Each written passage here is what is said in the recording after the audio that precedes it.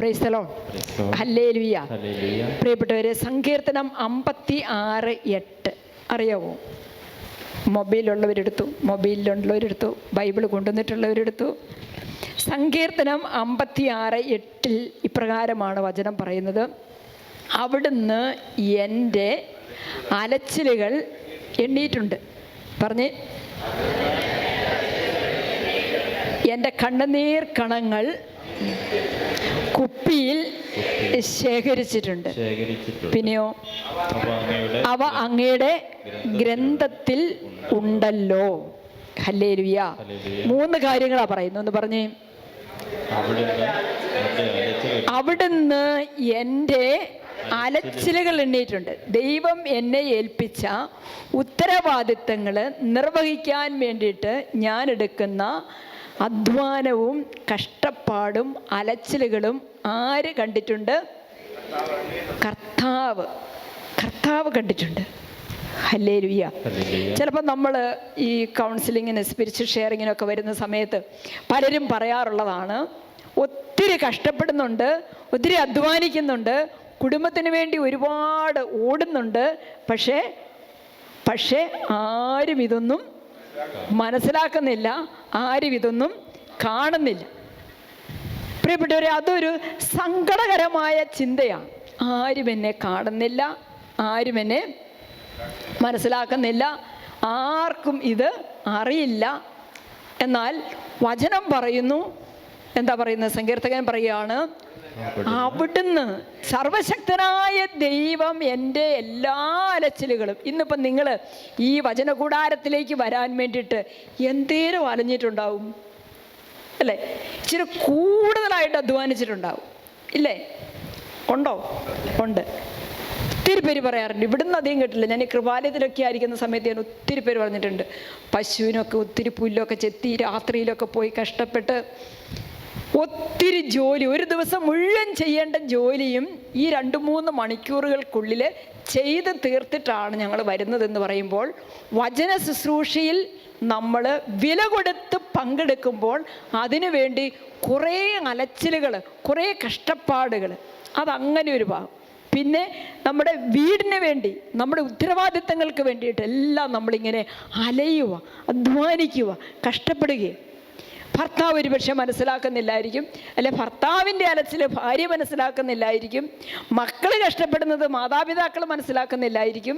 പുറത്തുനിന്നൊക്കെ പൈസ എല്ലാ മാസവും ഇങ്ങ് വരുന്നുണ്ട്, പക്ഷെ അവരവിടെ എന്താ ചെയ്യുന്നതെന്ന്, അവരെന്തുമാത്രം അധ്വാനിക്കുന്നുണ്ടെന്നുള്ളത് ഇവിടെ ഇരിക്കുന്നവർ മനസ്സിലാക്കുന്നുണ്ടാവില്ല. അപ്പോൾ വചനം പറയുകയാണ്, എല്ലാവരുടെയും എല്ലാ അലച്ചിലുകളും, എല്ലാ അധ്വാനങ്ങളും, എല്ലാ കഷ്ടപ്പാടുകളും ആരറിയുന്നുണ്ട്? അതാ അവിടുന്ന് എന്ന് പറഞ്ഞേ. വലത്തുകര ഉയർത്തിയ വചനം ഒന്ന് ഉറക്കെ പറഞ്ഞേ. അവിടുന്ന് എൻ്റെ അലച്ചിലുകൾ എണ്ണീട്ടുണ്ട്. അവിടുന്ന് എൻ്റെ അലച്ചിലുകൾ എണ്ണീട്ടുണ്ട്. എൻ്റെ കണ്ണുനീർ കണങ്ങൾ കുപ്പിയിൽ ശേഖരിച്ചിട്ടുണ്ട്. കുറേ കുപ്പി വേണ്ടേ അല്ലേ? നമ്മളൊക്കെ ഒത്തിരി കരഞ്ഞിട്ടുള്ളവരല്ലേ? ഞാൻ ചിലപ്പോൾ അങ്ങനെ ഓർക്കാറുണ്ട്. ഈ വചനം വായിക്കുമ്പോൾ ഞാൻ ഓർക്കാറുണ്ട്, ഈശോയ്ക്ക് സ്വർഗത്തിൽ എന്ത് വേണ്ടി വരും? ഒത്തിരി കുപ്പികൾ വേണ്ടി വരും. കാരണം നമ്മളൊക്കെ ഒത്തിരി കരഞ്ഞിട്ടുള്ളവരാ, ഇനിയും ഒത്തിരി കരയാനൊക്കെ ഉള്ളവരുമാണ്. കൊണ്ട് പ്രിയപ്പെട്ടവരെ, വചനം പറയുകയാണ്, നിന്റെ ഒരു തുള്ളി കണ്ണുനീര് പോലും പാഴായി പോയിട്ടില്ല. അതാണ് ജനത്തിൻ്റെ അർത്ഥം. ഒരു തുള്ളി കണ്ണുനീര് പോലും, നിന്റെ ഒരു അലച്ചില് പോലും വൃഥ ആയിട്ടില്ല, നഷ്ടപ്പെട്ടു പോയിട്ടില്ല. ഇതൊക്കെ ശേഖരിച്ച് വെച്ചിരിക്കുവാണ്. ഇതൊക്കെ വളരെ കൃത്യമായിട്ട് ഗ്രന്ഥത്തിൽ, നമുക്കൊക്കെ ഓരോ പുസ്തകമുണ്ട്, നമ്മുടെ പേരിൽ ഒരു പുസ്തകമുണ്ട്, ഓരോ ബുക്കുണ്ട്. അവിടെ അതെല്ലാം കർത്താവ് വേണ്ടതുപോലെ കർത്താവിൻ്റെ ഗ്രന്ഥത്തിൽ അത് എഴുതി ചേർത്തിട്ടുണ്ട്, രേഖപ്പെടുത്തപ്പെട്ടിട്ടുണ്ട്. ആമേൻ, ആമേൻ, ഹല്ലേലൂയ. ആ വചനം ഒന്നും കൂടെ പറഞ്ഞേ. എൻ്റെ കണ്ണീർ കണങ്ങൾ കുപ്പിയിൽ ശേഖരിച്ചിട്ടുണ്ട്, അവ അങ്ങയുടെ ഗ്രന്ഥത്തിലുണ്ടല്ലോ. അവ അങ്ങയുടെ ഗ്രന്ഥത്തിൽ ഉണ്ടല്ലോ. ആമേൻ, ആമേൻ. പഠിച്ചോ വചനം? ഒന്നോടെ ഒന്ന് പറഞ്ഞു നോക്കിക്കേ. ചിലരുണ്ടല്ലോ, ചിലർ ആരെങ്കിലും പറഞ്ഞോട്ടെ എന്ന് കരുതിയിരിക്കുക. അങ്ങനെ ഇരിക്കരുത്. ഓരോ പ്രാവശ്യവും ഈ വചനം പറയുമ്പോൾ നമുക്കൊരു വചന അഭിഷേകം കിട്ടുന്നുണ്ട്. അങ്ങനെ തോന്നിയിട്ടുള്ളവരൊന്ന് കൈവക്കിക്കേ. വചനം പറയുമ്പോൾ അത് ചിലപ്പോൾ രോഗശാന്തിയായിട്ടായിരിക്കും, ചിലപ്പം വലിയ തിന്മയുടെ കെട്ട് കഴിഞ്ഞു പോകുന്ന അനുഭവങ്ങളായിട്ടായിരിക്കും. ഇപ്പോൾ ഒന്ന് പറഞ്ഞേ, ഒന്നോടെ പറഞ്ഞേ. ആ ആ ഉണ്ടല്ലോ. ഹല്ലേലൂയ. ഇപ്പം അച്ഛൻ പറഞ്ഞില്ലേ, ചില തെറ്റായ അറിവ്. അച്ഛൻ പറഞ്ഞോ? തെറ്റായ അറിവ് പറഞ്ഞില്ലേ? പറഞ്ഞു. അതെന്താ തെറ്റായ അറിവ്? അച്ഛൻ പറഞ്ഞത് എന്തായിരുന്നു? ഇതൊരു തെറ്റായ അറിവാന്ന് പറഞ്ഞ അച്ഛൻ പറയുന്നത് കേട്ടു. നിങ്ങളാരും കേട്ടില്ലേ? എന്നാ? നിങ്ങളുടെ ഉള്ളിലുണ്ടോന്ന് നോക്കട്ടെ. അത് എന്താണ് തെറ്റായ അറിവ്? ദൈവം എന്നെ സ്നേഹിക്കുന്നില്ല എന്നുള്ള അറിവ് പിശാച് കൊണ്ടെത്തുന്ന അറിവാണ്. അത് തെറ്റായ അറിവാണ്. അപ്പൊ ഈ തെറ്റായ അറിവ് മാറിട്ട് ശരിയായ അറിവ് ഉള്ളിലേക്ക് വരുന്നത് എപ്പോഴാ? ഈശോയുടെ വചനത്തിലാണ് ഇതൊക്കെ ഉള്ളത്. കണ്ടോ എത്ര കൃത്യമായിട്ടാണ് പറയുന്നത്. എൻ്റെ അലച്ചിലുകളെല്ലാം ദൈവം അറിയുന്നു. എൻ്റെ കണ്ണുനീർ കണങ്ങൾ മുഴുവൻ കുപ്പിയിൽ ശേഖരിക്കുന്നു. അവയെല്ലാം വളരെ വ്യക്തമായിട്ടും കൃത്യമായിട്ടും രേഖപ്പെടുത്തി വെച്ചിരിക്കുന്നു എന്ന് പറയുമ്പോൾ ദൈവം എങ്ങനെയാ? ദൈവം എങ്ങനെയാ? സ്നേഹിക്കാത്തൊരു ദൈവമാണോ?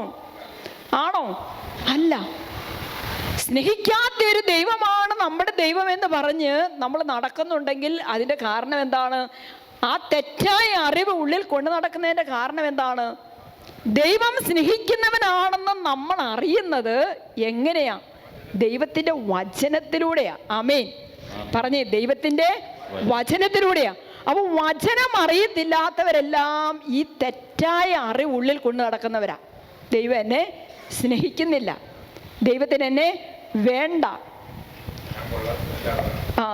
ഇന്നലെ കോഴിക്കോട് ഹോസ്പിറ്റലിൽ നിന്ന് ഒരു സഹോദരൻ എന്നെ വിളിച്ചു. അദ്ദേഹത്തിൻ്റെ ഭാര്യയ്ക്ക് പെട്ടെന്നൊരു ട്യൂബൽ പ്രഗ്നൻസി വന്നിട്ട് ഒരു മരണകരമായ അപകടത്തിലൂടെ കടന്നു പോകേണ്ടി വന്ന സാഹചര്യത്തിൽ അദ്ദേഹം പറഞ്ഞു, ഞാനുണ്ടല്ലോ സിസ്റ്ററെ, ഇന്ന് വരെ വിചാരിച്ചുകൊണ്ടിരുന്ന ദൈവം ഞങ്ങളെ ഒത്തിരി സ്നേഹിക്കുന്നുണ്ടെന്നാണ്.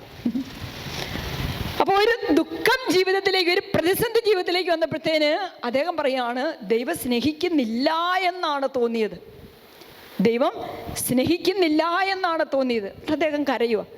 വൈകിട്ട് അദ്ദേഹം എന്നെ ഫോണിൽ വിളിച്ചിട്ട് പറഞ്ഞു, എനിക്ക് മനസ്സിലായി ദൈവം എന്നെ സ്നേഹിക്കുന്നുണ്ടെന്ന്. ഞാൻ ചോദിച്ചു, എങ്ങനെയാണ് മനസ്സിലായത് ദൈവം എന്നെ സ്നേഹിക്കുന്നുണ്ടെന്ന്? ഓപ്പറേഷൻ എല്ലാം കഴിഞ്ഞ് രോഗിയെ റിക്കവറി റൂമിൽ നിന്ന് ICUലൊക്കെ കിടത്തി എന്നിട്ട് ഡോക്ടർ വിളിച്ച് സംസാരിച്ച് പറഞ്ഞു, ഇതൊരു ഭയങ്കരമായിട്ടുള്ള ഒരു അപകടകരമായ നിമിഷമായിരുന്നു. നമുക്ക് രോഗിയെ രക്ഷിക്കാൻ സാധിച്ചു, ഭാര്യയെ രക്ഷിക്കാൻ സാധിച്ചു. ഇത് തമ്പുരാൻ്റെ ഒരു തക്ക സമയത്തുള്ള ഒരു ഇടപെടലെന്ന് മാത്രമേ എനിക്ക് പറയാനുള്ളൂ എന്ന് ആ ഡോക്ടർ ഈ ഹസ്ബൻഡിനോട് പറഞ്ഞപ്പോഴാണ് അദ്ദേഹത്തിൻ്റെ ബോധം തെളിഞ്ഞത്. Price the Lord. ഹല്ലേലൂയ, ഹല്ലേലൂയ. അപ്പോൾ അദ്ദേഹത്തിന് മനസ്സിലായി, എൻ്റെ ഭാര്യയെ മരണകരമായ അപകടത്തിൽ നിന്ന് രക്ഷിച്ചത് ദൈവമാണെന്നുള്ള ഒരു ബോധ്യം ആ ഡോക്ടറിലൂടെ ഇദ്ദേഹത്തിന് ലഭിക്കുവാണ്. അപ്പോൾ അദ്ദേഹം പറയുകയാണ്, ഞാൻ രാവിലെ പറഞ്ഞത് ഇല്ല, ദൈവം എന്നെ സ്നേഹിക്കുന്നുണ്ട്. ഇപ്പം രോഗിയായിട്ട് കിടക്കുവാണ്, നിങ്ങൾ പ്രാർത്ഥിക്കണം. അഞ്ജു എന്നാണ് ആ മകളുടെ പേര്. അവർക്കൊരു കുഞ്ഞിന് വേണ്ടി ആഗ്രഹം ഉണ്ടായിരുന്നു, പക്ഷേ 2 ഫലോപ്പിൻ ട്യൂബുകളും കളയേണ്ടതായിട്ട് വന്നു. അപ്പം അതിൻ്റെ സങ്കടമൊക്കെ ആയിട്ട് രോഗിയായിട്ട് കിടക്കുക അഞ്ജു. അപ്പം അങ്ങനെ ഒരുപാട് ദുഃഖങ്ങളിലൂടെ, നമ്മൾ പ്രതീക്ഷിക്കാത്ത തരത്തിലുള്ള പല ജീവിത സംഭവങ്ങളിലൂടെ, അനുഭവങ്ങളിലൂടെ കടന്നു പോകുമ്പോൾ അതിശക്തമായ ബോധ്യം നമുക്ക് ദൈവവചനത്തിൻ്റെ വെളിച്ചത്തിൽ നമ്മുടെ ഉള്ളിലുണ്ടെങ്കിലേ നമുക്ക് പിടിച്ചു നിൽക്കാനായിട്ട് സാധിക്കുകയുള്ളൂ. അച്ഛൻ പറഞ്ഞ പോലെ ചില ദുഃഖകരമായ അനുഭവങ്ങൾ ചിലപ്പോൾ നമ്മൾ ശരിയായി മനസ്സിലാക്കാതിരിക്കുമ്പോൾ ആ ദുഃഖങ്ങളിലൂടെ നമ്മൾ ഒരു ചിന്തയിലേക്ക് പോകും, ദൈവം പോലും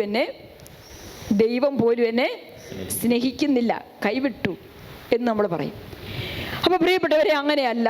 ദൈവം വളരെ കൃത്യമായിട്ട് എൻ്റെ ജീവിതത്തിൻ്റെ എല്ലാ അവസ്ഥകളും അറിഞ്ഞ് എന്നെ സ്നേഹിക്കുന്നുണ്ട് കേട്ടോ. വചനം പറയുകയാണ്, വിലാപത്തിൻ്റെ പുസ്തകം 3-ാം അധ്യായം എടുത്ത്, വിലാപത്തിൻ്റെ പുസ്തകം 3-ാം അധ്യായത്തിൽ 19-ാമത്തെ തിരുവചനം നമ്മൾ ഈ വചനത്തോട് ചേർത്ത് വെച്ച് വായിക്കേണ്ടതാണ്. അവിടെ പറയുകയാണ്, എൻ്റെ കഷ്ടതയുടെയും അലച്ചിലിൻ്റെയും ഓർമ്മ കൈപ്പേറിയ വിഷമാണ്. പറഞ്ഞേ,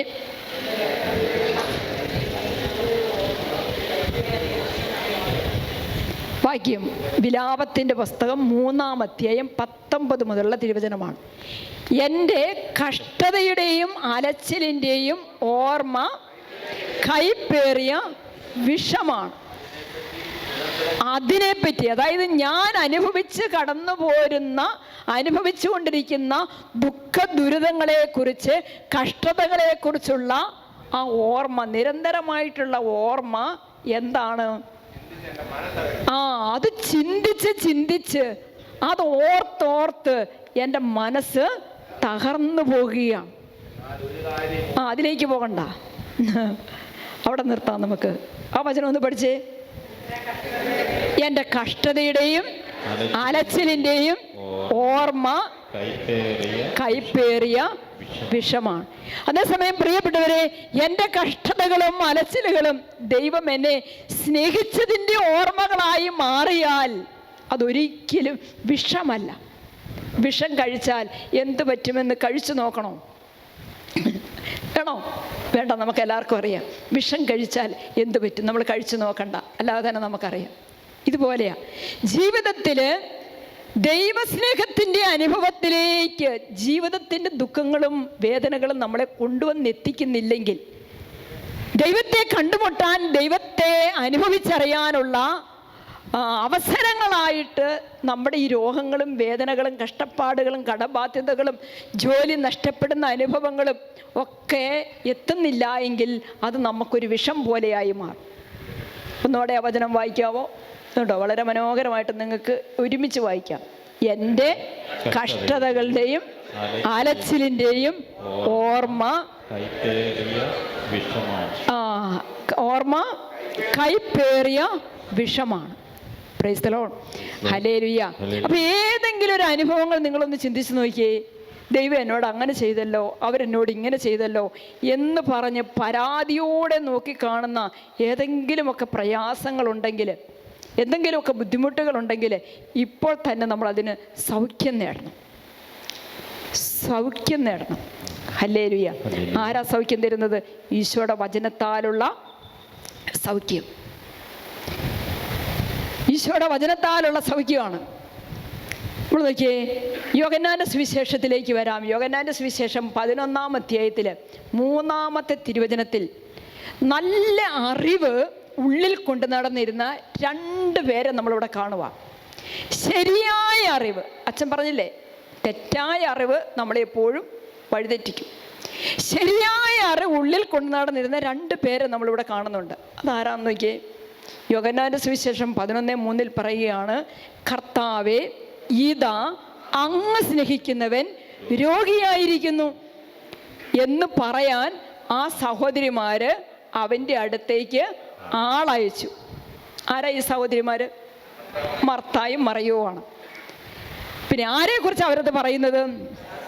അവരുടെ ഏക സഹോദരൻ ലാസറിനെ കുറിച്ചാണ് പറയുന്നത്. ഈ ആരും ഒരാളെ അയക്കുക, എങ്ങോട്ടാണ് അയക്കുന്നത്? ഈശോയുടെ അടുത്തോട്ട് അയക്കുന്നത്. പ്രിയപ്പെട്ടവർ, ഇതാണ് സിസ്റ്റർ പറഞ്ഞില്ലേ, ശരിയായ അറിവ് ഉള്ളിൽ കൊണ്ടു നടന്നിരുന്ന 2 വ്യക്തികൾ. എന്താണ് ഇവിടെ ശരിയായ അറിവ് ഉള്ളിൽ കൊണ്ടു നടന്നിരുന്ന? അവർക്ക് സഹോദരൻ രോഗിയായപ്പോൾ അവരെങ്ങോട്ടും നെട്ടോട്ട് ഓടുന്നില്ല. അവർ പരാതിപ്പെടുന്നില്ല, പരുവപ്പെടുന്നില്ല, സങ്കടപ്പെടുന്നില്ല, അവലാതിപ്പെടുന്നില്ല. അവർക്ക് നല്ലൊരു ബോധ്യം, അവർക്ക് വളരെ കൃത്യമായിട്ടുള്ള ശരിയായിട്ടുള്ള ഒരു അറിവ് ഉള്ളിൽ കൊണ്ടു നടക്കുന്ന സ്ത്രീകളായിരുന്നു അവർ 2 പേരും. കാരണം ഈശോ അതുപോലെ ആ വീടുമായിട്ട് വളരെ ആഴമേറിയൊരു ബന്ധം സ്ഥാപിച്ചിരുന്നു. അവരും ഈശോയും തമ്മിൽ നല്ല ഗാഢമായ ഒരു ഐക്യമുണ്ടായിരുന്നു, ബന്ധമുണ്ടായിരുന്നു. ഈശോ അവിടെ ചെന്നിരുന്നു, ഈശോ അവിടെ ഉണ്ടായിരുന്നു, പലപ്പോഴും ഈശോയുടെ കൂടെ ആയിരുന്നു ഈശോ അവരുടെ കൂടെ ആയിരുന്നു. അപ്പം അതുകൊണ്ട് അവർക്കൊരു കാര്യം മനസ്സിലായി. എന്താ അവർക്ക് മനസ്സിലായത്? മർത്തായെയും മറിയത്തെയും അവരുടെ സഹോദരൻ ലാസറിനെയും ഈശോ സ്നേഹിക്കുന്നു. ആമേൻ പറഞ്ഞേ. ആമേൻ, ആമേൻ. ഈശോ സ്നേഹിക്കുന്നു. ഹല്ലേലൂയ.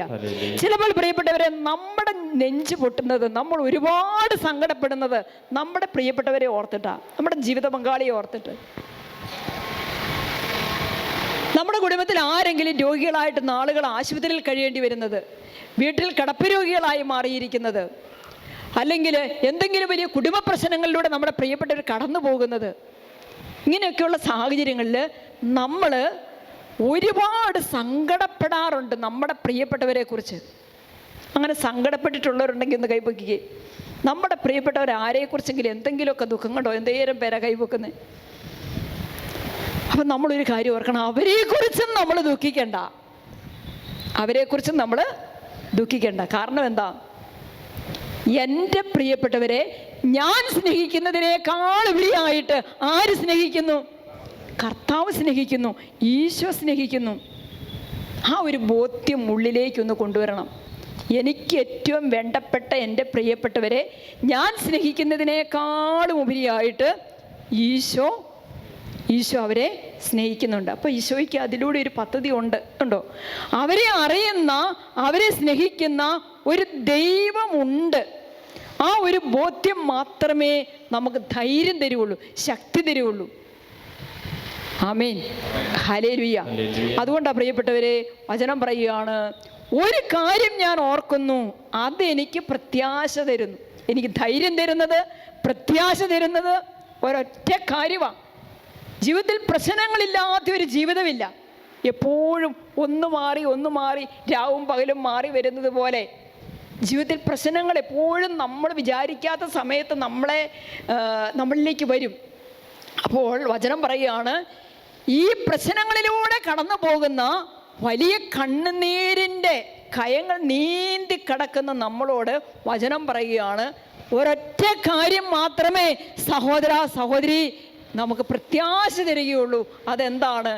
എൻ്റെ ദൈവം എന്നെ എന്ന് പറഞ്ഞ്, എൻ്റെ ദൈവം എന്നെ സ്നേഹിക്കുന്നുണ്ട്. Hallelujah, hallelujah. ഇത് ഉറപ്പുള്ള വാഗ്ദാന. വിലാപത്തിൻ്റെ പുസ്തകം 3-ാം അധ്യായം 22-23 വരുമ്പോഴത്തേക്ക് അത് വളരെ ശക്തമായിട്ട് എഴുതപ്പെട്ടിരിക്കുകയാണ്. എന്താണത്? കർത്താവിൻ്റെ സ്നേഹം ഒരിക്കലും അസ്തമിക്കുന്നില്ല, അവിടുത്തെ കാരുണ്യം അവസാനിക്കുന്നില്ല, ഓരോ പ്രഭാതത്തിലും അത് പുതിയതാണ്, വിശ്വസ്തത ഉന്നതമാണ്. ഹല്ലേലൂയ, ഹല്ലേലൂയ, ഹല്ലേലൂയ, ഹല്ലേലൂയ. അപ്പോൾ പ്രിയപ്പെട്ടവരെ, നമ്മളും നമ്മുടെ പ്രിയപ്പെട്ടവരും ദൈവത്താൽ ഒരുപാട് സ്നേഹിക്കപ്പെടുന്നുണ്ട്. വിശ്വസിക്കുന്നുവോ? വിശ്വസിക്കുന്നു. പിന്നെ നമ്മൾ ചോദിക്കും, പിന്നെ എന്താ ഇങ്ങനെയൊക്കെ സംഭവിക്കുന്നതല്ലേ? അല്ലേ? അങ്ങനെ ചോദിക്കാൻ മേലേ ഉണ്ടോ? വചനം പറയുകയാണ് 3:11 യോഹന്നാന്റെ സുവിശേഷം 11-ാം അധ്യായത്തിലെ 3 മുതലുള്ള വചനത്തിൽ നമ്മൾ തുടർന്ന് വായിക്കുകയാണ്. അവൻ രോഗിയായി എന്ന് കേട്ടിട്ടും യേശു താൻ താമസിച്ചിരുന്ന സ്ഥലത്ത് തന്നെ 2 ദിവസം കൂടി ചെലവഴിച്ചു. താൻ രോഗിയായിരുന്നുവെന്ന് കേട്ടിട്ടും. അത് ലാസർ, ഈശോ സ്നേഹിച്ചിരുന്ന, ഈശോയുടെ പ്രിയപ്പെട്ട ആ കൂട്ടുകാരൻ ലാസർ രോഗിയാണ് എന്ന് സഹോദരിമാർ അറിയിച്ചിട്ടും ഈശോ അത് അറിഞ്ഞ ഉടനെ തന്നെ അവിടുന്ന് ഇങ്ങോട്ട് ഓടിപ്പോന്നു എന്നല്ല പറയുന്നത്. പിന്നെ എന്താ പറയുന്നത്? 2 ദിവസം കൂടെ അവിടെ തന്നെ ചെലവഴിച്ചു. അവൻ ശിഷ്യന്മാരോട് പറഞ്ഞു, നമുക്ക് വീണ്ടും 2 ദിവസം കഴിഞ്ഞപ്പോഴാണ് ഈശോ പറയുന്നത്, ശിഷ്യന്മാരോട് പറഞ്ഞു, നമുക്ക് വീണ്ടും യൂദായിലേക്ക് പോകാം. ഹല്ലേലൂയ. അവർക്ക് പറഞ്ഞു ആമേൻ, ഹല്ലേലൂയ, ആമേൻ, ഹല്ലേലൂയ. അതായത് ദൈവം നമ്മളെ സ്നേഹിക്കുന്നത് കൊണ്ട്, ദൈവം നമ്മുടെ ജീവിതത്തിൽ ഇടപെടാൻ വേണ്ടി ദൈവം തന്നെ നിശ്ചയിച്ചിരിക്കുന്ന ഒരു സമയമുണ്ട്. ആമേൻ, ആമേൻ. അപ്പം നമ്മൾ ദൈവത്തിൻ്റെ ഒരു ഇടപെടലിന് വേണ്ടി എന്ത് ചെയ്യണം? എപ്പോഴും രോഗമാണെങ്കിൽ രോഗത്തിൽ നിന്നുള്ള വിടുതലിന് വേണ്ടി, കടബാധ്യതകളാണെങ്കിൽ അതിൽ നിന്നുള്ള ഒരു വിടുതലിന് വേണ്ടി, അല്ലെ നമ്മൾ എന്ത് കാര്യത്തിന് വേണ്ടിയിട്ടാണോ പ്രാർത്ഥിക്കുന്നത് ആ പ്രാർത്ഥനയ്ക്കൊരു ഉത്തരം കിട്ടാൻ വേണ്ടിയിട്ട് ദൈവത്തിൻ്റെ ഒരു സമയമുണ്ട്. ആ സമയത്തിന് വേണ്ടി നമ്മൾ എന്ത് ചെയ്യണം? നിരാശപ്പെടാതെ, സങ്കടപ്പെടാതെ, പരാതികളില്ലാതെ നമ്മൾ എന്ത് ചെയ്യണം? പ്രത്യാശയോടെ നമ്മളെ സ്നേഹിക്കുന്ന ദൈവത്തിന് നമ്മളെ തന്നെ വിട്ടുകൊടുത്തുകൊണ്ട്, സമർപ്പിച്ചു കൊടുത്തുകൊണ്ട്, ദൈവം ഇടപെടുമെന്ന് തന്നെ ഉറച്ച് വിശ്വസിച്ചുകൊണ്ട് നമ്മൾ പ്രാർത്ഥനാ നിരതരാകണം. പലതുകരമുയർത്തി ആമേൻ ഹല്ലേലൂയ.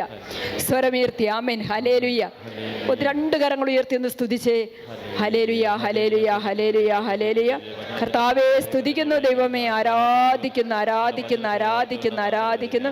ഈശോയേ സ്തുതിക്കുന്നു സ്തുതിക്കുന്നു സ്തുതിക്കുന്നു സ്തുതിക്കുന്നു സ്തുതിക്കുന്നു സ്തുതിക്കുന്നു സ്തുതിക്കുന്നു സ്തുതിക്കുന്നു. ഹല്ലേലൂയ ഹല്ലേലൂയ ഹല്ലേലൂയ ഹല്ലേലൂയ ഹല്ലേലൂയ. കർത്താവേ സ്തുതിക്കുന്നു സ്തുതിക്കുന്നു സ്തുതിക്കുന്നു സ്തുതിക്കുന്നു സ്തുതിക്കുന്നു സ്തുതിക്കുന്നു സ്തുതിക്കുന്നു. വചനം പറയുകയാണ്, അത് കേട്ടപ്പോൾ യേശു പറഞ്ഞു, ഈ രോഗം, സഹോദരിമാര് ലാസറിന്റെ രോഗത്തെക്കുറിച്ചുള്ള വിവരം അറിയിച്ചപ്പോൾ ഈശോയുടെ മറുപടി എന്താ? ഈ പ്രാർത്ഥിച്ചു കഴിയുമ്പോൾ ആ പ്രാർത്ഥിച്ച വിഷയത്തെക്കുറിച്ച് ഈശോ എന്താണ് പറയുന്നതെന്ന് എപ്പോഴും നമ്മൾ ശ്രദ്ധിക്കണം. ഇവിടെ കണ്ടോ, അത് കേട്ടപ്പോൾ യേശു പറഞ്ഞു, എന്താ പറഞ്ഞത്? ഈ രോഗം മരണത്തിൽ അവസാനിക്കാനുള്ളതല്ല. വളരെ കൃത്യമായിട്ട് ഈശോ പറയുകയാണ്. ലാസർ മരിച്ചു അല്ലേ, ലാസർ രോഗിയായി, ഇതൊക്കെ നമുക്കറിയാം. പക്ഷേ കർത്താവ് പറയുകയാണ്, നിങ്ങൾ പേടിക്കണ്ട, ഈ രോഗം മരണത്തിലേക്ക് പോകുകയില്ല, മരണത്തിൽ അവസാനിക്കുകയില്ല എന്നാ പറയുന്നത്. മരണത്തിൽ അവസാനിക്കത്തില്ല. പിന്നെ എന്ത് സംഭവിക്കുമെന്നാണ് പറയുന്നത്? പ്രത്യുത ദൈവത്തിൻ്റെ മഹത്വത്തിനും അതുവഴി ദൈവപുത്രൻ മഹത്വം പ്രാപിക്കുന്നതിനും വേണ്ടിയുള്ളതാണ്. Hallelujah hallelujah.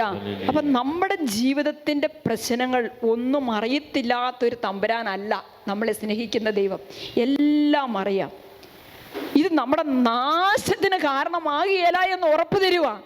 ഈ ഒരു പ്രശ്നം വഴി നിങ്ങളങ്ങ് തീർന്നു പോകുകയില്ല, നിങ്ങൾ നശിച്ചു പോകുകയില്ല. ഇതിൻ്റെ പുറകിൽ ദൈവത്തിനൊരു പദ്ധതിയുണ്ട്, ദൈവത്തിനൊരു പദ്ധതിയുണ്ട്. അത് വളരെ കൃത്യമായിട്ട് പറയും. ഈ രോഗം മരണത്തിൽ അവസാനിക്കത്തില്ല. പ്രത്യുത ദൈവം മഹത്വപ്പെടും, ദൈവപുത്രൻ മഹത്വം പ്രാപിക്കും. Amen hallelujah hallelujah. അപ്പൊ ദൈവം മഹത്വപ്പെടാൻ തക്ക വിധം, ദൈവപുത്രൻ മഹത്വം പ്രാപിക്കാൻ തക്ക വിധം ദൈവം ഈ വിഷയത്തിൽ, ഈ പ്രശ്നത്തിൽ ഇടപെടുന്നതിന് വേണ്ടിയിട്ട് നമ്മൾ ദൈവത്തിന് ഇതങ്ങ് വിട്ടുകൊടുക്കണം. Hallelujah hallelujah. കേട്ടോ, 1 സാമുവേൽ 12:16 ഒരു വചനമുണ്ട്. 1 സാമുവേൽ 12:16 അതിപ്രകാരമാണ്, നിങ്ങളുടെ മുൻപാകെ കർത്താവ് പ്രവർത്തിക്കാൻ പോകുന്ന മഹാകാര്യം കാണാൻ നിങ്ങൾ ശ്രദ്ധയോടെ കാത്തിരിക്കുവിൻ. 3 പ്രാവശ്യം വചനം പറയാവോ? വിശ്വാസത്തോടെ പറയണം. നിങ്ങൾക്ക് എന്തെല്ലാം ജീവിതത്തിൽ ആവശ്യങ്ങളുണ്ടോ, ആഗ്രഹങ്ങളുണ്ടോ, നിങ്ങൾ എന്തെല്ലാം പ്രശ്നങ്ങളിലൂടെ കടന്നു പോകുന്നുണ്ടോ, ആ പ്രശ്നങ്ങളെല്ലാം മനസ്സിലോർത്തിട്ട് ഈ വചനം എന്ന് പറഞ്ഞ്, നിങ്ങളുടെ മുൻപാകെ കർത്താവ് പ്രവർത്തിക്കാൻ പോകുന്ന ഈ മഹാകാര്യം, ഈ മഹാകാര്യം എന്ന് പറയുന്നത് എന്താണെന്ന് നിങ്ങൾ മനസ്സിൽ കണ്ടുകൊള്ളുക. ഒരു സ്ഥലം വിൽക്കുന്ന കാര്യമാകാം, കടം തീർക്കുന്ന കാര്യമാകാം, മക്കളുടെ വിവാഹം നടക്കുന്ന കാര്യമാകാം, മക്കൾ പഠിച്ച് ഒരു നല്ല ജോലിയിലേക്ക് എത്തുന്ന ഒരു കാര്യമാകാം, കുടുംബ സമാധാനത്തിൻ്റെ കാര്യമാകാം. അപ്പം എന്താണത്? ഒരു മഹാകാര്യം നടത്താൻ പോവുകയെന്നാണ് പറയുന്നത്. ഒന്നും കൂടെ വലത്തേർ ഉയർത്തി വചനം പറഞ്ഞേ, നിങ്ങളുടെ മുൻപാകെ കർത്താവ് പ്രവർത്തിക്കാൻ പോകുന്ന മഹാകാര്യം കാണാൻ നിങ്ങൾ ശ്രദ്ധയോടെ നിൽക്കുവിൻ.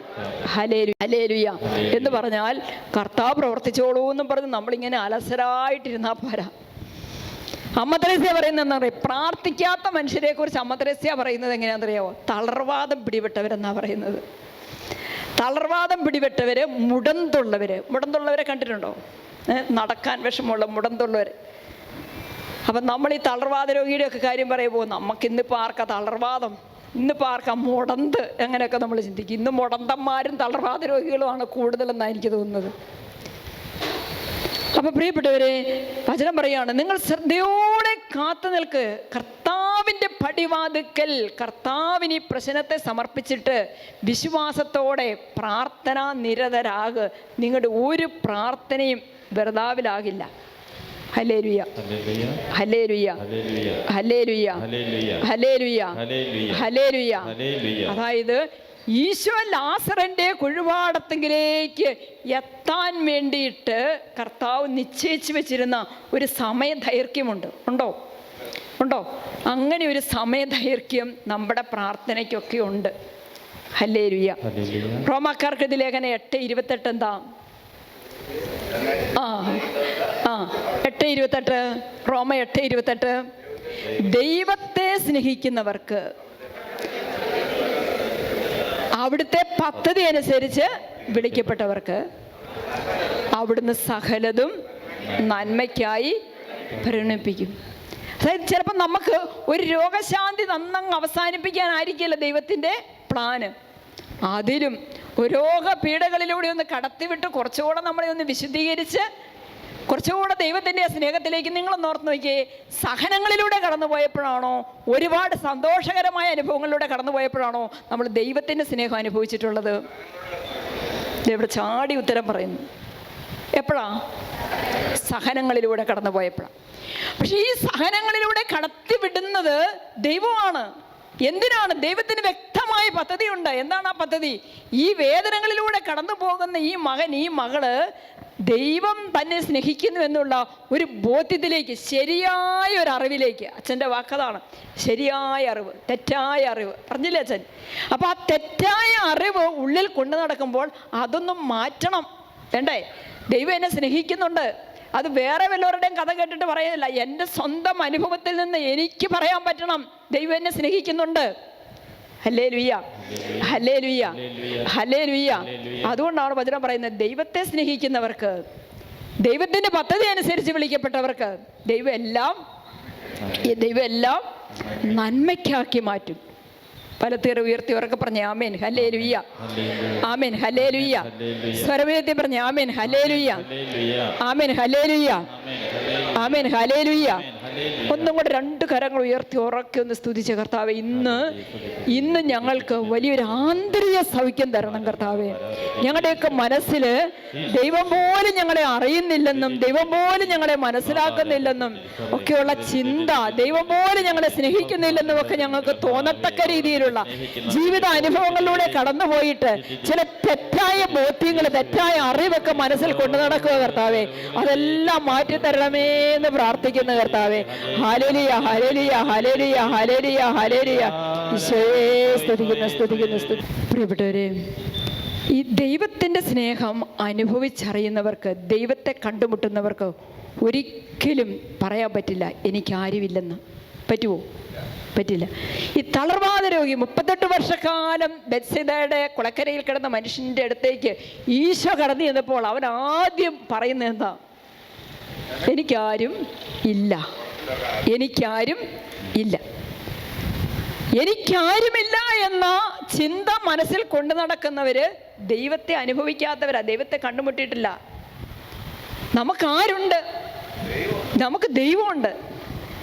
നമ്മളെ ചിലരൊക്കെ മാറ്റി നിർത്തുന്നുണ്ടാവും, ചിലരൊക്കെ ഒഴിവാക്കി നിർത്തുന്നുണ്ടാവും, ചിലരൊക്കെ നമ്മളെ സ്നേഹിക്കുന്നില്ലായിരിക്കാം, ചിലരൊക്കെ നമ്മളെ വേദനിപ്പിക്കുന്നുണ്ടായിരിക്കാം. പക്ഷെ അത് വേറൊരു വശം. പക്ഷെ എന്നെ അറിഞ്ഞ് ഞാൻ ആയിരിക്കുന്നത് പോലെ എന്നെ സ്നേഹിക്കുന്ന ഒരു ദൈവമുണ്ട് എന്ന് ബോധ്യപ്പെടുന്ന മനുഷ്യന് എനിക്കാരുമില്ല എന്നോ എന്നെ ആരും അറിയുന്നില്ലെന്നോ എന്നെ ആരും മനസ്സിലാക്കുന്നില്ലെന്നോ പറയാൻ പറ്റുമോ? പറയാൻ പറ്റുമോ? പറയാൻ പറ്റില്ല. അതായത് പ്രാർത്ഥിക്കാത്ത ഒരു മനുഷ്യന്, ദൈവവുമായുള്ളൊരു ബന്ധത്തിൽ ജീവിക്കാത്തൊരു മനുഷ്യന് ഒരിക്കലും ഈ ദൈവം ഉണ്ടെന്ന് പറയാൻ പറ്റില്ല, ദൈവം ഉണ്ടെന്ന് പറയാൻ പറ്റത്തില്ല. അതുകൊണ്ട് പ്രിയപ്പെട്ടവരെ, കഷ്ടതകളിലൂടെ കടന്നു പോകുമ്പോൾ, അല്ലലുകളും അലച്ചിലുകളും വേദനകളും വർദ്ധിച്ചു വരുമ്പോൾ, സങ്കടങ്ങളും നൊമ്പരങ്ങളും വർദ്ധിച്ചു വരുമ്പോൾ നമ്മൾ എന്ത് ചെയ്യണം? പ്രാർത്ഥന വർദ്ധിപ്പിക്കണം. Hallelujah, hallelujah. പക്ഷെ നേരെ തിരിച്ചാ പലപ്പോഴും സംഭവിക്കുന്നത്, അല്ലേ? പ്രാർത്ഥന കുറഞ്ഞു പോകുന്നത് എപ്പോഴാണ്? കൊന്ത ചെല്ലുമായിരുന്നു, ഇപ്പം ചെല്ലുന്നില്ല. വ്യക്തിപരമായിട്ട് പ്രാർത്ഥിക്കുമായിരുന്നു, ഇപ്പം പ്രാർത്ഥിക്കുന്നില്ല. അതാണ് അപകടം. അപ്പം പ്രാർത്ഥിക്കാതെ വരുമ്പോൾ, ജപമാല ചെല്ലാതെ വരുമ്പോൾ നമുക്ക് തോന്നും ആരുമില്ല, ആരുമില്ല. ഇതിങ്ങനെ നമ്മൾ പറഞ്ഞുകൊണ്ട് നടക്കും. പക്ഷെ ദൈവമുണ്ട്. ഇത് നമ്മൾ മനസ്സിലാക്കുന്നത് നമ്മുടെ പ്രാർത്ഥന വർദ്ധിക്കുമ്പോഴാണ്. ഉണ്ടോ? വചനത്തിൽ നമ്മൾ കാണുകയാണ്, ഉൽപ്പത്തിയുടെ പുസ്തകം 50-ാമത്തെ അധ്യായത്തിൽ 20-ാമത്തെ തിരുവചനം, ഉൽപ്പത്തി 50:20. നിങ്ങൾ എനിക്ക് തിന്മ ചെയ്തു, പക്ഷേ ദൈവം അത് നന്മയാക്കി മാറ്റി. ഇന്ന് കാണുന്നത് പോലെ അനേകം പേരുടെ ജീവൻ രക്ഷിക്കാൻ വേണ്ടിയിട്ടാണ് അവിടുന്ന് അത് ചെയ്തത്. ആമേൻ, ആമേൻ, ഹല്ലേലൂയ, ഹല്ലേലൂയ. വലത്തേർ ഉയർത്തി വചനം എന്ന് പറഞ്ഞ്, നിങ്ങൾ എനിക്ക് നിങ്ങൾ എനിക്ക് തിന്മ ചെയ്തു. പക്ഷേ ദൈവം അത് നന്മയാക്കി മാറ്റി. ഇന്ന് കാണുന്നത് പോലെ അനേകം പേരുടെ ജീവൻ രക്ഷിക്കാൻ വേണ്ടിയാണ് അവിടുന്ന് അത് ചെയ്തത്. ഹല്ലേലൂയ. ഇത് ആരെ കുറിച്ചായി പറയുന്ന ബൈബിളിൽ ഇങ്ങനെ? ജോസഫിനെ കുറിച്ചാണ് പറയുന്നത്. ജോസഫിന് എന്ത് സംഭവിച്ചു നമുക്കറിയാം.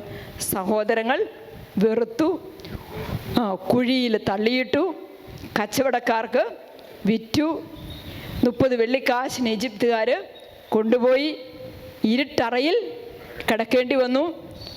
അങ്ങനെ ഒരു മനുഷ്യന് കടന്നു പോകാവുന്നതിലും വലിയ ദുഃഖങ്ങളിലൂടെ ആ സഹോദരൻ ജോസഫ് കടന്നു പോയി കഴിഞ്ഞപ്പോൾ, ഇതാ ഇരുട്ടറയിൽ നിന്ന് പുറത്തു വന്നു കഴിഞ്ഞപ്പോൾ ദൈവം എന്ത് ചെയ്തു? ഇരുട്ടറയിൽ നിന്ന് പുറത്തു വരുന്ന ജോസഫിനെ തക്ക സമയത്ത് ദൈവം ഉയർത്തുന്നു, രാജ്യത്തിൻ്റെ മുഴുവനും അധിപനായി നിയോഗിക്കുന്നു. ആമേൻ, ആമേൻ, ആമേൻ. എൻ്റെ പ്രിയപ്പെട്ടവരെ, നമ്മുടെ ഓരോ സഹനവും ഉയർച്ചയിലേക്കുള്ള ചവിട്ടുപടികളാണ്. ആമേൻ, ഹല്ലേലൂയ, ഹല്ലേലൂയ. അതുകൊണ്ട് ഈ വേദന, നിങ്ങൾ എനിക്ക് തിന്മ ചെയ്തു, അങ്ങനെ ഒരു വാക്കുണ്ട്. ഇന്ന് കരങ്ങളൊന്ന് കൂപ്പിപ്പിടിച്ച്, തിന്മ ചെയ്ത, നമ്മളെ വേദനിപ്പിച്ച ഏതെങ്കിലും ഒരു വ്യക്തിയോട് നമ്മൾ മനസ്സിൽ വിദ്വേഷം വെച്ചുകൊണ്ടിരിക്കുകയാണെങ്കിൽ ദൈവത്തിന് നമ്മളെ ഉയർത്താൻ പറ്റില്ല.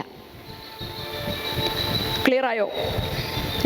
ഞാനും ഈ ജോസഫ് കടന്നു പോയതുപോലെയുള്ള ഇരുട്ടറ അനുഭവത്തിലൂടെ, ജയിലറ അനുഭവത്തിലൂടെ, തകർക്കപ്പെടുന്ന അനുഭവത്തിലൂടെ, ആരുമില്ലാത്ത അനുഭവത്തിലൂടെ കടന്നു പോയിട്ട് ഞാൻ ഉയർന്നില്ലല്ലോ, ഞാൻ വളർന്നില്ലല്ലോ, ഞാൻ ഒന്നും ആയില്ലല്ലോ, എങ്ങും എത്തിയില്ലല്ലോ എന്നൊക്കെയുള്ള അനുഭവങ്ങളാണ് നമുക്കുള്ളതെങ്കിൽ ജോസഫിൻ്റെ ഒരു ഹൃദയം നമുക്കില്ല. ജോസഫ് എന്ത് ചെയ്തു? തിന്മ ചെയ്തപ്പോൾ, ജോസഫിനെതിരെ തിന്മ ചെയ്തവരോട് ജോസഫ് എന്താ ചെയ്തത്? നിങ്ങൾ എനിക്ക് ചെയ്തത് തിന്മയാണ്, പക്ഷെ ആ തിന്മയെ എൻ്റെ ദൈവം, എന്നെ അറിയുന്ന ദൈവം, എന്നെ സ്നേഹിക്കുന്ന ദൈവം എന്താക്കി മാറ്റി? തിന്മയെ നന്മയാക്കി മാറ്റി. Hallelujah, hallelujah. എത്രമാത്രം നമ്മളെ ചവിട്ടി താക്കാൻ നോക്കിയാലും, എത്രമാത്രം നമ്മളെ അരച്ച് നശിപ്പിക്കാൻ നോക്കിയാലും, എത്രമാത്രം നമ്മുടെ പേര് ചീത്തയാക്കാൻ നോക്കിയാലും, ഏതെല്ലാം തരത്തിലുള്ള അപമാന ദുഃഖങ്ങളിലൂടെ കടന്നു പോകേണ്ടി വന്നാലും, ഞാൻ ദൈവത്തോടൊത്ത് നീങ്ങുന്ന ഒരാളാണെങ്കിൽ, ഞാൻ ദൈവത്തോടൊത്ത് നിൽക്കുന്ന ഒരു വ്യക്തിയാണെങ്കിൽ എന്നെ ഉയർത്തേണ്ട വഴികൾ ദൈവം നിശ്ചയിക്കുന്നുണ്ട്. ഹല്ലേലൂയ. ഓർക്കെ പറഞ്ഞേ, ഹല്ലേലൂയ, ഹല്ലേലൂയ. വേദനകൾ ഒരിക്കലും പ്രിയപ്പെട്ടവരെ ദൈവം കൈവിടുന്ന ഒരു സമയമല്ല, ദൈവം കയ്യിലെടുത്ത് പൊക്കിപ്പിടിക്കുന്ന ഒരു സമയമാണ്. Hallelujah, hallelujah. ദൈവം താഴെ വെക്കുന്ന ഒരു സമയമല്ല. നൊമ്പരങ്ങൾ, അപമാനങ്ങൾ, വേദനകൾ ദൈവം എന്നെ താഴെ വെക്കുന്ന ഒരു സമയമല്ല, എന്നെ കയ്യിലെടുത്ത് പൊക്കിപ്പിടിക്കുന്ന ഒരു സമയമാണ്. ആമേൻ, ഹല്ലേലൂയ, ആമേൻ, ഹല്ലേലൂയ. അതുകൊണ്ട് തന്നെ പ്രിയപ്പെട്ടവരെ, ജീവിതത്തിൽ വേദനകൾ തരുന്നവരോട് അവരോട് നമുക്ക് വെറുപ്പുണ്ടാകരുത്, പരിഭവമുണ്ടാകരുത്, പഴിചാരരുത്. ജീവിതത്തിൻ്റെ ഓരോ ദുഃഖ അനുഭവങ്ങളിലേക്ക് നോക്കി നമ്മൾ പരാതിപ്പെടരുത്. ഹല്ലേലൂയ. ഉണ്ടോ? യോഹന്നാന്റെ സുവിശേഷം 12:23 നമ്മൾ വായിക്കുക. യേശു പറഞ്ഞു, മനുഷ്യപുത്രൻ മഹത്വപ്പെടാനുള്ള സമയമായിരിക്കുന്നു. യേശു ഇത് പറയുന്നത് എപ്പോഴാ? മനുഷ്യപുത്രൻ മഹത്വപ്പെടാനുള്ള സമയമായിരിക്കുന്നു. ഇതെപ്പോഴാണ് ഈശോ പറയുന്നത്? ഈശോ പീഡാസഹന വേളയിലേക്കൊക്കെ കടക്കുമ്പോഴാണ്, അല്ലേ? ഈശോയുടെ കുരിശുമരണവും പീഡാസഹനവും ഒക്കെ ഇങ്ങനെ അടുത്തുകൊണ്ടിരിക്കുന്ന സമയത്താണ് ഈശോ പറയുന്നത്, മനുഷ്യപുത്രൻ മഹത്വപ്പെടാൻ പോകുക. ഹല്ലേലൂയ, മഹത്വപ്പെടാൻ പോവുക എന്നാ പറയുന്നത്. അപ്പോൾ ഏതൊരു മനുഷ്യനും നൊമ്പരങ്ങളിലൂടെ, സങ്കടങ്ങളിലൂടെ കടന്നു പോകുമ്പോഴത്തേക്ക് ദൈവം അവനിൽ മഹത്വപ്പെടാൻ പോവുക. ദൈവം ആ സഹനങ്ങളെല്ലാം അനുഗ്രഹമാക്കാൻ പോവുക. ഹല്ലേലൂയ. അവർക്ക് പറഞ്ഞേ ആമേൻ, ഹല്ലേലൂയ, ആമേൻ, ഹല്ലേലൂയ, ആമേൻ, ഹല്ലേലൂയ. അതുകൊണ്ട് നമ്മൾ എന്താ ചെയ്യേണ്ടത്? നമ്മൾ 2 കാര്യം ചെയ്യണം. ഒന്ന്, വളരെ ശ്രദ്ധയോടെ ദൈവത്തിൻ്റെ സമയത്തിന് വേണ്ടിയിട്ട് കാത്തിരിക്കണം. ആമേൻ, ഹല്ലേലൂയ. ഇത്രയും നാളും പ്രാർത്ഥിച്ചതിനേക്കാൾ കൂടുതലായിട്ട് നമ്മൾ എന്ത് ചെയ്യണം? പ്രാർത്ഥിക്കണം, പ്രാർത്ഥിക്കണം. മറ്റുള്ളവരൊക്കെ എന്താണ് പറയുന്നത് നമ്മൾ ചിന്തിക്കണ്ട.